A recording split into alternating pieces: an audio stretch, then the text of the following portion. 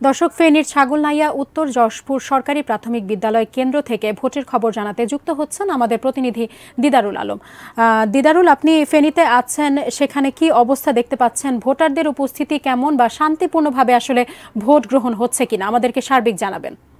সাজি, আমরা কিন্তু আসলে সকাল থেকেই বিভিন্ন ভোট কেন্দ্র ঘুরে দেখেছি এবং সকাল 8টায় কিন্তু ভোট গ্রহণ শুরু হয়। এই 6ষ্ঠ উপজেলা নির্বাচনের চতুর্থ ধাপে ফেনী শুধু একটি উপজেলায় নির্বাচন হচ্ছে, সেটি ফেনী ছাগলনাইয়া উপজেলায়। আমরা এই মুহূর্তে একদম একটি সীমিত এলাকায় রয়েছি, এটি হচ্ছে উত্তর যশপুর, এবং এই যশপুরেই কিন্তু আমরা যে কেন্দ্রে রয়েছে আমরা সেই কেন্দ্রটির উপস্থিতি আমরা দেখেছি। তবে আসলে মূলত সকাল থেকে কিন্তু আসলে খুব বেশি তাপদাহ চলছে, যে কারণে আসলে ভোটার উপস্থিতি কিছুটা কম দেখা যাচ্ছে। তবে আসলে থেমে থেমে কিন্তু আসলে এখানে ভোটাররা আসছেন, ভোট দিয়ে যাচ্ছেন, আমরা যেটি দেখতে পেয়েছি। এর ব্যাপক আইনশৃঙ্খলা বাহিনী নিয়োগ রয়েছে, এর পাশাপাশি বিজিবি মোতায়েন রয়েছে।